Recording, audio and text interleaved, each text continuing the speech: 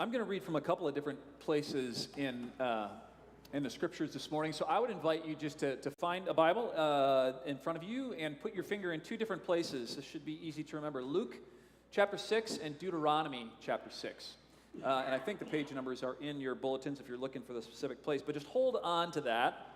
We're going to be turning there in just a little bit. But, you know, I thought this being Memorial Day weekend and people gathering together, maybe some of you getting together with family and a lot of the traditions that I know about of either visits to gravesides or telling stories about people who have passed from our families.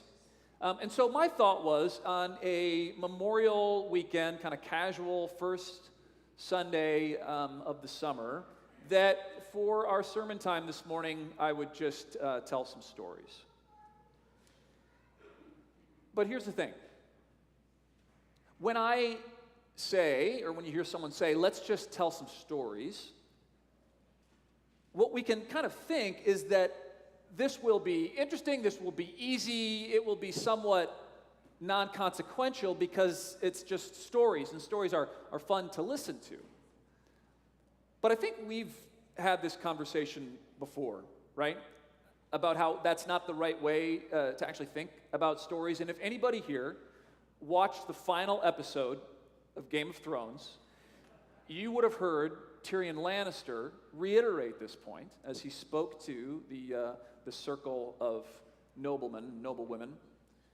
And his point was this, and our point has been, we've talked about this before, that the most powerful force in the world, the most enduring force in the world, the most powerful thing in the world is not an army, but a story. Because the stories that we believe in shape how we think and how we interact. They form our lives. The stories that we feel are true, whether they are scary stories or they're stories that bring us peace, give a balance and a shape to how we work in our own lives and families and interact with others. Right? The stories that we believe in altogether are stories that we reiterate, and then we draw laws around those stories to make sure that they stay in place. We all know this, right? A good story, whether it's a true story or not, a really good story can start a war. A story that you tell about other people, or that you tell about yourself, or you tell about an impending threat, whether it's real or not, a well-told story can start a war, can launch a revolution, can make somebody the president. Stories influence us at the most basic level, and they shape our lives, right?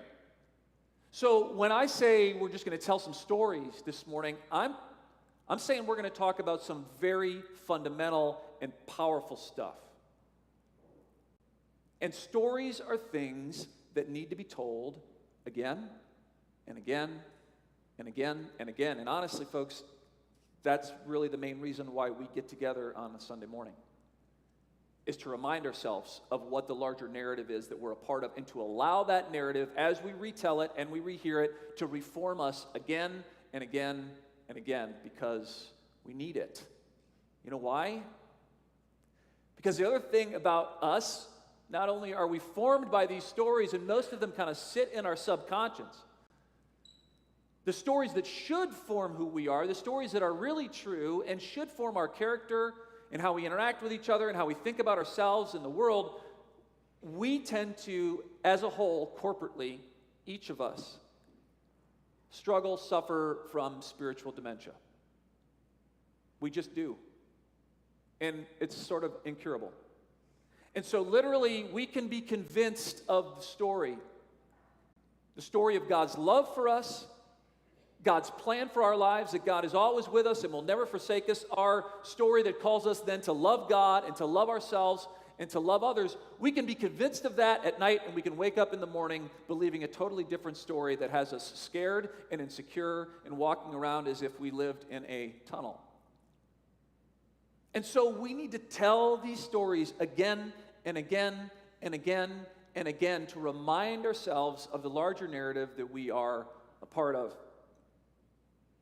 And so, as we tell stories this morning, I want you to sit up, pay attention, figure out how you can retell these stories in your own house or in your neighborhoods, because it's as we tell these stories and we pass them on to others so that they become the storytellers, that they are formed then and transformed by those stories, and the ripple effect begins, and good stories and true stories make good people and good neighborhoods and a good and safe world.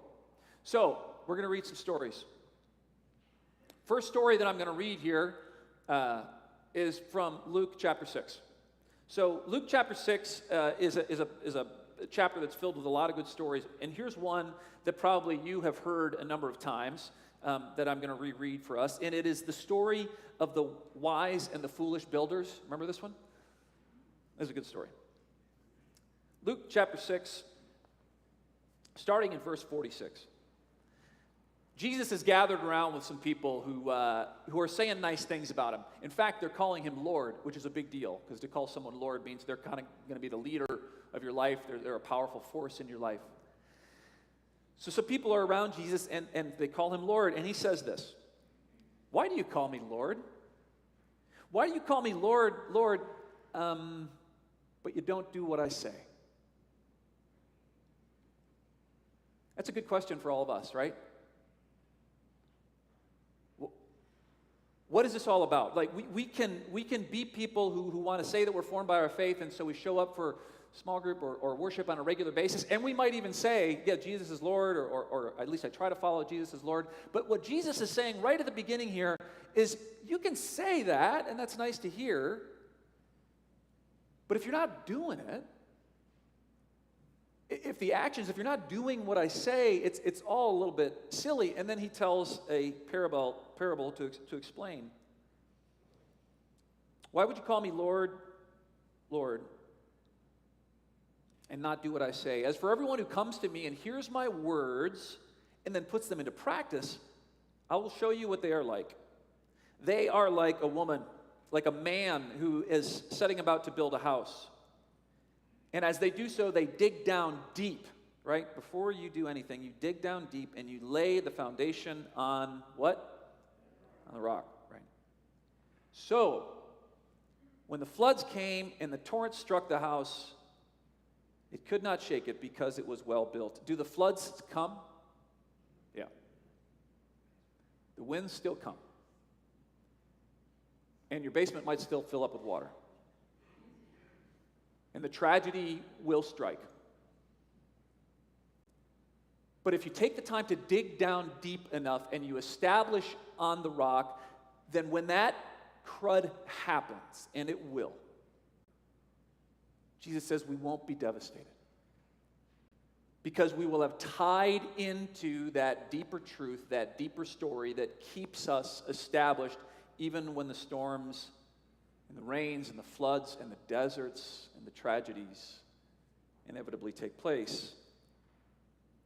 But the one who hears my words and doesn't put them into practice, who just says, "Lord, Lord," and checks the boxes, right? Is like the woman or the man who built their house on the ground without a foundation. The moment the torrent struck that house, it collapsed, and its destruction was complete. So this is our first story of the morning. You dig down and you make sure you build your foundation on the rock, on that solid place, on that solid truth that you know is not going to shift from week to week or day to day or season to season, right? The rock is that thing that we anchor our lives to, our families to, our communities to. And if we do that work on a regular basis and remember and remind ourselves and re-anchor ourselves in that deeper truth, that deeper story, when the crap happens, we will not be devastated. Because we will remember that we have a God who loves us, and we have others that love us, and we are called to be a part of this redeeming, transformative, larger narrative in the world, and we are blessed by it as we bless others. And so that's why God also says throughout the Scriptures, in various places and in various formats, but for the first time in the book of Deuteronomy, God says this, Deuteronomy chapter 6, starting in verse 4. God says to the Israelites, now these are the Israelites, right, who God consistently throughout the Old Testament is saying, remember when you were slaves. Remember when you were Africans and you were in bondage, and I freed you, and I brought a whole bunch of you out, and as you walked through the wilderness, and as you made your way to the promised land, even when you were away and you were taken away, again, as hostages in a foreign land, all throughout that time I was with you, and because of my love for you, you have been a blessing to the other nations that you have bumped up against. That's your story. Don't forget who you are and whose you are. And God tells them that story over and over again. And then he says to them, one of the ways I want you to not forget this is I want you 3 times a day, I want you to say this prayer. The Lord our God, the Lord is one. Love the Lord your God with all your heart and with all your soul and with all your strength. And then in Leviticus, God says, and love your neighbor, and Jesus weaves those two together then. These are the commandments that I give you to this day, and they are to be written on your hearts. Impress them on your children. Talk about them when you sit at home and when you walk along the road, when you lie down and when you get up. Tie them as symbols around your hands. Bind them on your foreheads. Write them on the door frames of your houses and on your gates. Don't forget. Write this story everywhere, and I hope this story sounds familiar to you guys. This is our mission statement. We exist to love God and to love ourselves and to love our neighbors, whoever, however, and wherever they are, with a love that transforms us all. That's our story. And we're to remind ourselves of that in a regular, ongoing way, because I don't know about you, but I'm the kind of person that if I just go on autopilot and I start working my way through the day, I exist in somewhat of a silo. And people that bump into me or I have to interact with sometimes are more of a hindrance than they are a brother or sister. And if I get into that modality, I can kind of plow my way through life and maybe get things done. But at the end of the day, I'm anxious and I'm tired because I've forgotten the story. One of the things that I did recently to help me to remember this story and who I am and whose I am, and to be reminded that each one of you, literally each one of you, belong to me and I belong to you. Because God has woven us together. We depend on each other. We need each other. Our life and our health are tied up in each other, and I forget that on a regular basis. So one of the things that I did this last winter, my son Nathan, who's graduating from high school, ever since he was 15 years old, and I blame this on Kansas City, because what I've read is that Kansas City is the most inked city in the country. Ever since he was 15 years old, Nathan said, when I turn 18, I'm getting a tattoo. And I was like, great. For a while, I just like, cool, and maybe he'll forget, never forgot. Every 6 months or so, just so you know, when I'm turning 18, I'm getting a tattoo. Great, okay. So as a parent, what do you try to do? Well, how do I weave a story around that? Oh, that's interesting. Nathan, what would the tattoo be? And well, Dad, would you get a tattoo with me? Well, that's a good question. So I had to think about that one for a while. So on his 18th birthday this last year, Nathan and I went in and got tattoos together. And we got stories to tell about him. And the tattoo that I got, it's not obscene, I promise, is the Celtic symbol of the Trinity. And about every other day, I regret that I did this.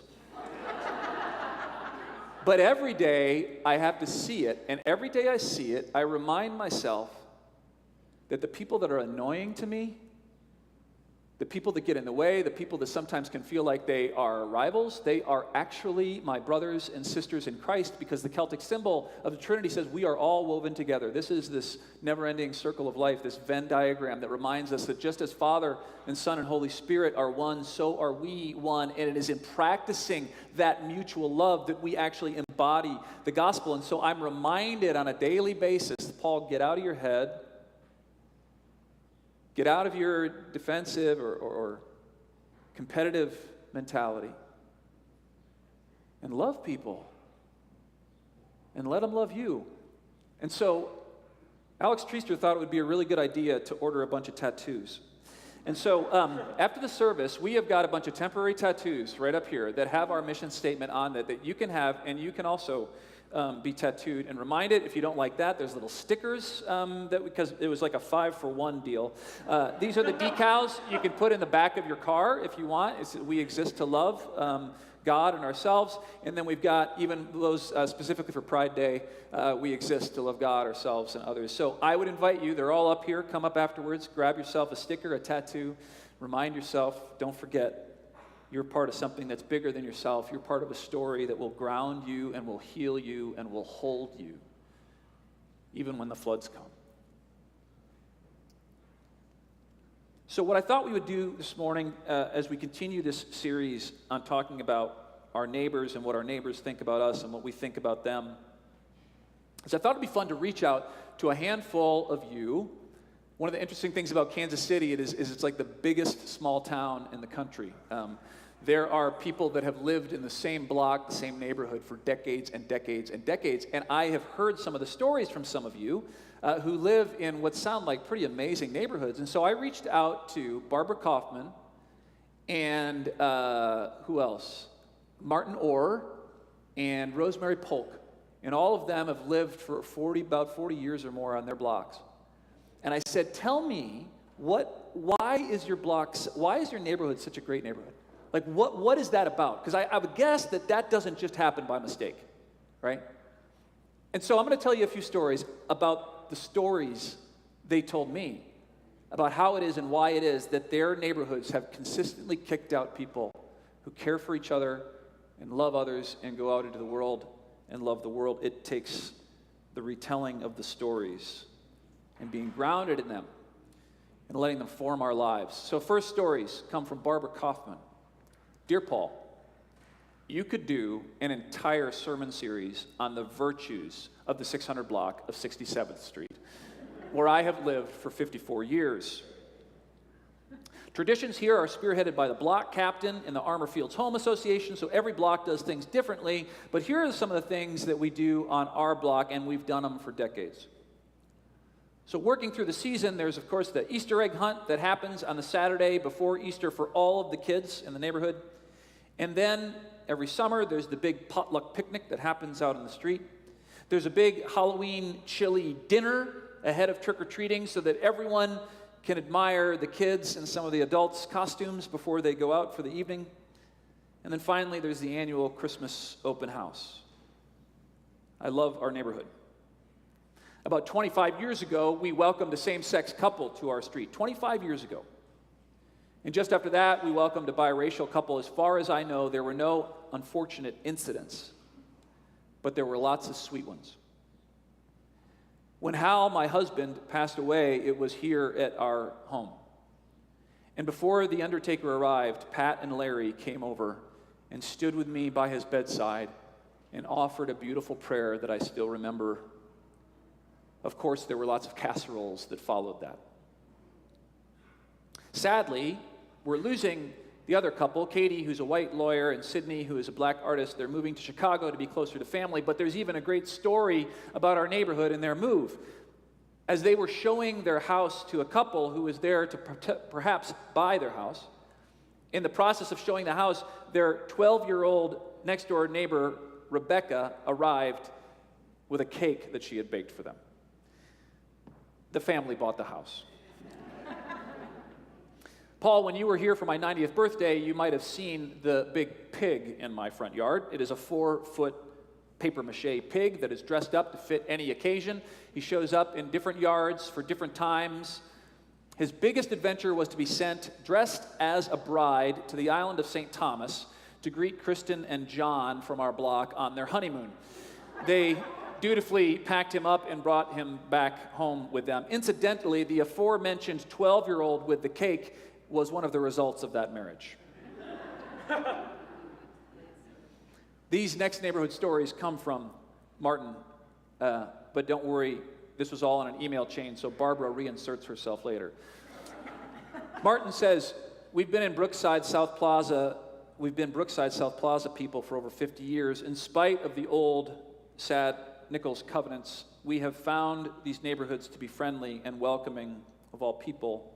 We were thankful that when we moved into our first house in 1973, a black family lived across the street, and within a couple of houses, a Hispanic couple. It was great.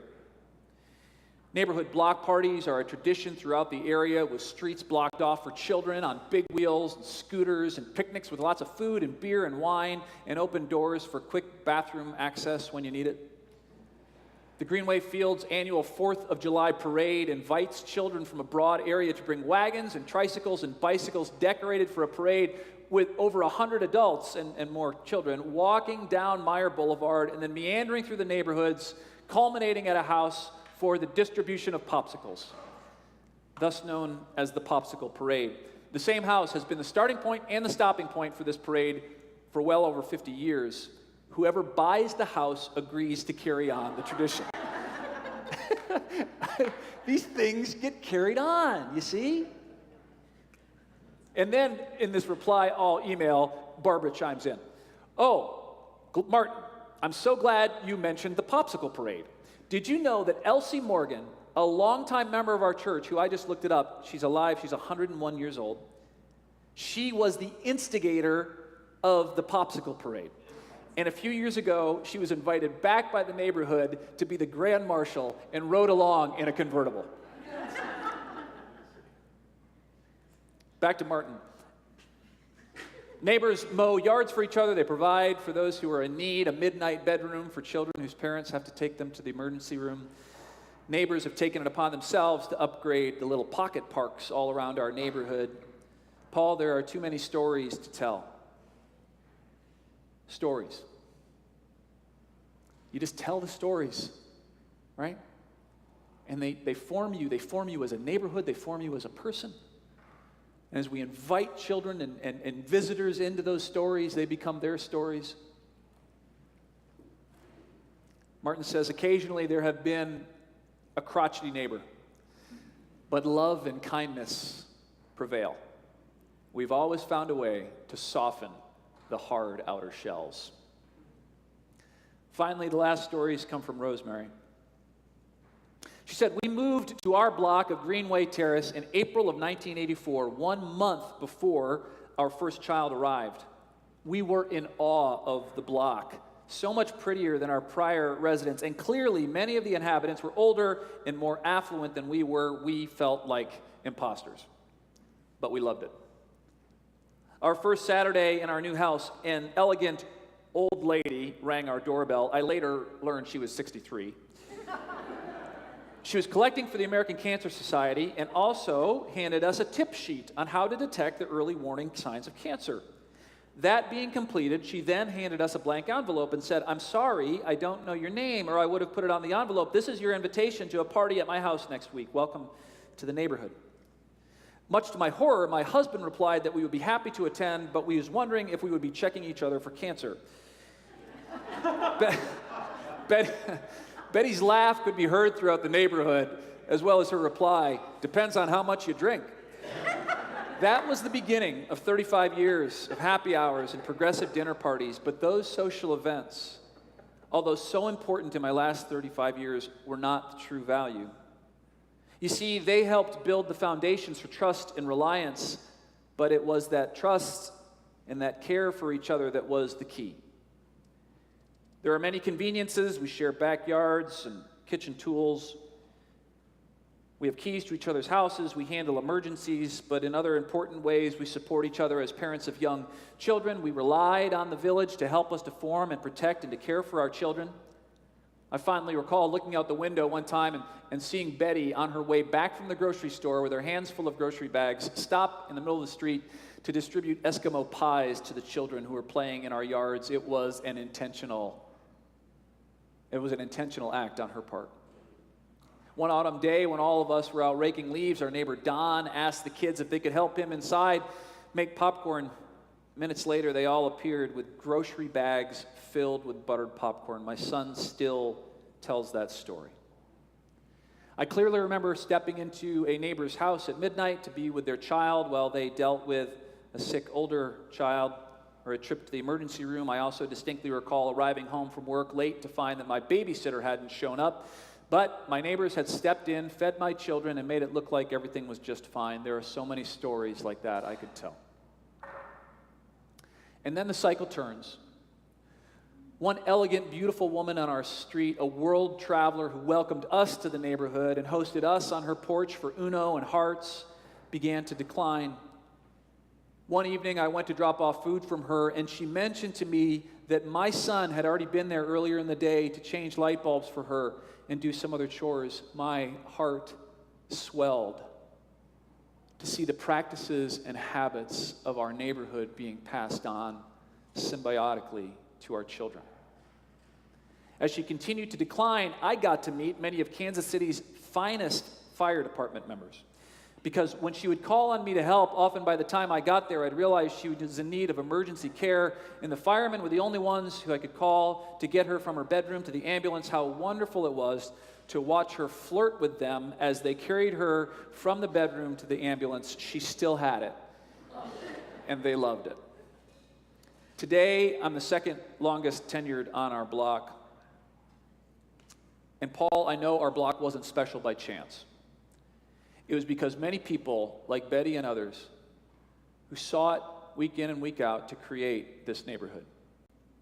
And many kids like my own watched and learned and benefited from the tradition of hospitality and mutual care and play and transitions in life. So today I do what I can to honor what was modeled for me.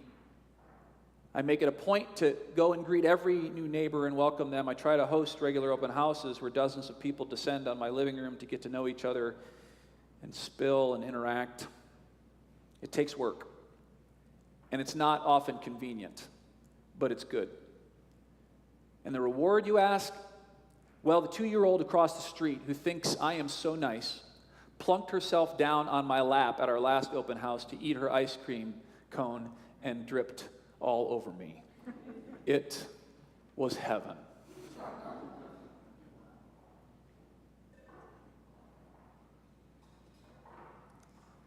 It's the stories that form us, right?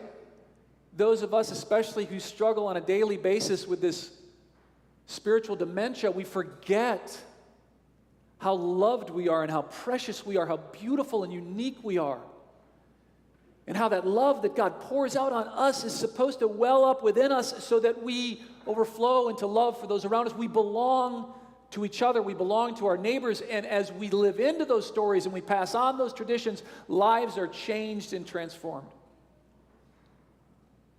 And so here at Second Presbyterian Church, we have raised a lot of money and worked hard and been inconvenienced so that we have hallways that anybody can walk down, and we have more open spaces for people to gather. We have an elevator that goes to every floor, and 2 or 3 wheelchairs can fit in. Anybody who needs to get anywhere in our building can, because we want our building to reflect hospitality and welcome. And at the end of August, we are going to have 3 new front doors off what used to be the back wall of our church, because we're building a front porch where we can invite our neighbors to play Uno. And we can go out and we can make sure we know the needs of our community, because that's what we do. Sometimes we get spiritual amnesia and we wonder, why would we do these things in the church? Aren't we just supposed to worship here and have education classes? Well, yeah. But friends, we're not made for ourselves. We are made for each other. We're made to be in relationship. We're made to be good neighbors. And we can't just say, Lord, Lord. We've got to actually do it. We got to step outside our doors. We got to open our doors. We got to be willing to change. We got to be willing to transition. We got to be able to open even wider and maybe even change our schedule on Sunday morning. So that people who might not be attracted to a traditional 10:15 service, who can't get up early enough for an 8:15 service, might come later in the day for a conversation with a pastor who has a tattoo and sits and talks with them in a more informal way. The reason we make these changes, the reason we do these things is so that we can be the kind of neighbors that we know God has called us to be. To open our doors and to understand the needs of and to be able to share our joys and our needs with those around us.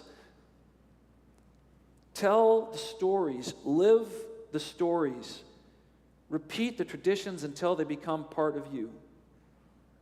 Until the story of God's love is written upon our very hearts. Impress them on your children. Talk about them when you sit at home, when you walk along the road, when you lie down, when you get up. Tie them as symbols on your hands. Bind them to your foreheads. Write them on the door frames of your houses and on your gates so you never forget. This message, this powerful story of God's inclusive, transformative love that needs to continue to be told and reenacted and lived out. This story that we share back and forth with others that continues to stay alive and shape lives. It's why we exist. To tell the story, the eternal story for the good of this block we call Earth that God has placed us upon, and specifically this corner in Kansas City. Friends, we're called to be those kind of neighbors to each other every day, even when it's not convenient. So that the good story continues to make us good people. And as others take up the story and tell it and they are transformed, we together transform the world. Amen.